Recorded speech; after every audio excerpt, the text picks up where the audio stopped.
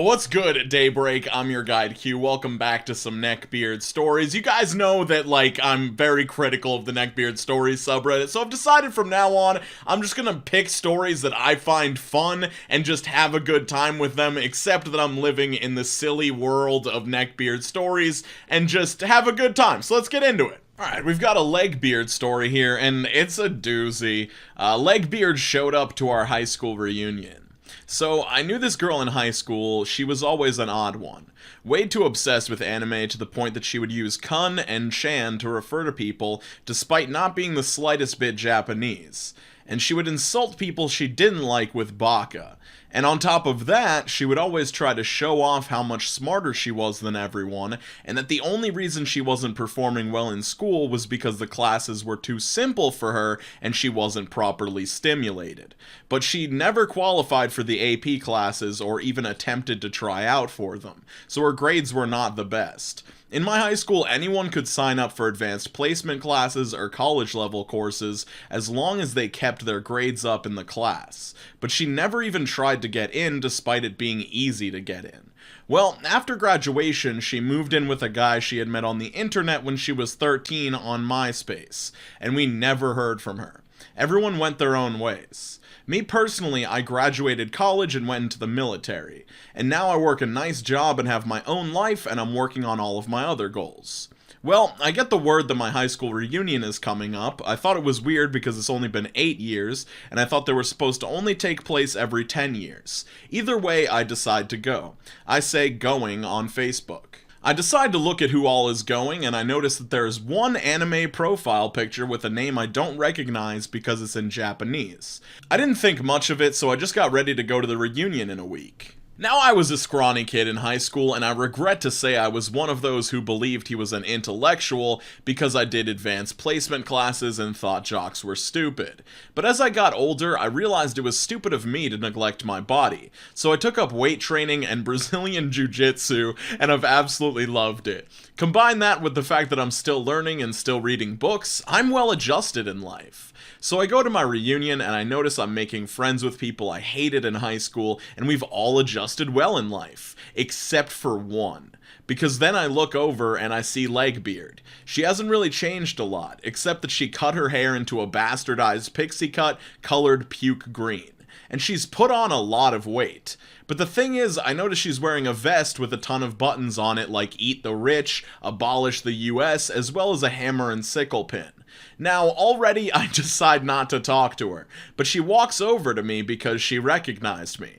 Now, I never really talked to her, but she thought we're on the same side because I was also a loner at school who thought he was an intellectual. Next thing I know, she's complaining about how everyone there is a baka and a loser, and how they'll never get anywhere in life. Now, okay, I can handle venting, but then she starts criticizing my life choices. She said the reason I joined the army was because I couldn't get into college. But then I told her I actually had my bachelor's degree, and she got mad at the fact that I didn't tell her that first. But I pointed out that I hadn't even mentioned anything to her yet, and she said she stalked my Instagram and found info. Now that creeped me out. But the worst part was she starts complaining about how her life sucks in this oppressive system because she dropped out of her community college courses and now she's stuck working at a Wendy's part-time and she can't make enough to afford a house or a car. And she's trying to move to Canada because she said life will get better for her once she leaves the United States.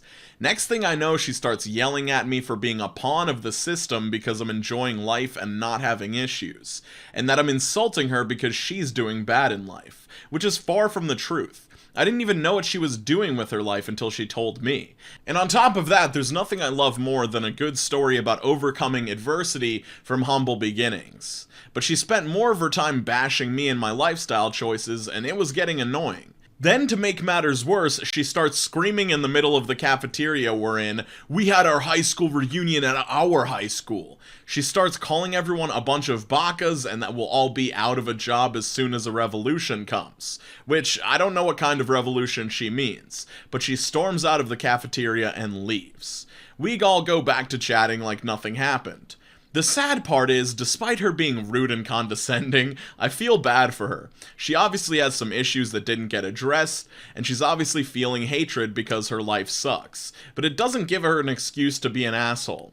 but I do pity her. Okay, so please give me your thoughts and feelings, because I am overly skeptical sometimes, but this whole story just feels like this guy wanted to create a combination of stereotypical leg beard traits and other traits that he just does not like in people and combine them into one person to make fun of, and then end the story with, but I do pity her, you know, I feel bad, because he's just like describing himself like, oh yeah, I used to be like a fake intellectual, but then I got my bachelor's degree and went into the military and started doing jujitsu and lifting weights. I'm a pretty well-rounded person, and you know, I went to the reunion and even my bullies thought that I was super cool and we were all well-adjusted, except for, you know, this one weeb commie freak in the corner that started spastically yelling in the middle of the cafeteria. Like, it's just too much. Like, either this is all real and you're actually doing well, because everything that you describe is very successful stuff, like I would be super proud of that too, or you're just some guy who makes up a person to look down on in the Neckbeard Stories subreddit, which would be, you know, a slightly less happy and successful life choice. Alright, so this story is titled, "My Lunch Break Was Invaded by a Determined Joker." To help with context of who I was at the time, mid-20s undiagnosed autistic woman working full-time at the local postal office contact center. Standard office job, on the phone most of the time. Average height, slim build, brightly dyed hair, and lots of tattoos. So, one lunch break, I headed down to the smoking area out in the front of our office building as usual to have a quick cigarette before eating. It was a very stressful job. I was receiving calls from very unhappy people about lost parcels, and about 80 to 100 per day on a good day.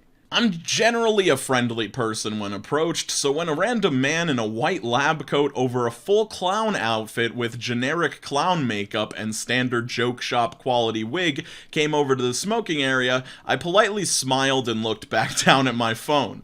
He walked straight up to me. There were a few other people around who also were on their smoke/lunch breaks. They were all standing in groups, and I was standing alone at the time. I looked up and he had placed himself directly in front of me, and I noticed there was a lanyard, name tag, and he was holding a tablet. These identified him as one of those workers for a charity I'm familiar with that works in the area, which dresses as clowns to entertain the sickly children in the hospital, so that's absolutely fine with me, and explained the outfit. I couldn't tell what he actually looked like due to the makeup and such. All I can say is he was a bit taller than me, and average to slightly larger physical build, no facial hair. He politely said hello and introduced himself. I pulled out my headphones and politely listened to the clearly scripted spiel about the charity, what they do, sign up to donate, and that was fine. He did a good job, whatever, all sweet, just a regular everyday social interaction, right? If that were the case, I wouldn't bother writing it out here, would I? I actually signed up. At the time, the job I had was well-paying, and it was a charity I knew of and already supported morally, so I chucked my details in the tablet thing, all good, thanked him, and stubbed out my cigarette, ready to continue on my merry way. He just suddenly asked, "Do you know who the Joker is?" I'm slightly confused, but I do have some visible tattoos from some nerdy pop culture stuff, so I figured it was maybe just that. I didn't want to be rude, and we just had a whole-ass sort of conversation about the charity, so I just replied honestly. Yeah, like DC Joker? Sure, why? Want to see my Joker impression? I'm just out on my lunch break, and bang. He slammed his hand on the bin I'd been using as an ashtray. "Ladies and gentlemen, we are tonight's entertainment." I didn't know what to do, so I just kind of stopped where I was with one foot walking away, and I just watched. 5 minutes doesn't feel like a long time when you're watching a movie or browsing the internet or something. It most certainly does when a strange man in full clown gear and a lab coat spends the entire time passionately smacking his lips and doing a very average, albeit thoroughly memorized, kudos to him for getting the lines right I suppose, impression of the Joker in the middle of the pavement in a business area of a city on a Monday afternoon, while making very intense and intentional eye contact between the large dramatic movements, flailing his tablet around. He acted out the entire scene. That first, "where did I get these scars?" one, instead of Batman dropping in and punching him in the face at the end of the speech, he ended it by repeatedly saying, "Why so serious?" several times, each time a little more spitty. When he finally finished, he just looked at me expectantly. Oh shoot, WTF, what was this? Some kind of neckbeard mating dance? I couldn't be rude, I was in a lanyard with my workplace on it, and I mean, technically he didn't do anything wrong, just something really frickin' weird. So I just stammered out something about how he has a great memory for scripts, and basically ended up speedwalking to the elevator that required a pass for entry, as I knew he couldn't physically follow me there. Sure, it meant skipping my actual meal for lunch that day, but better than the alternative.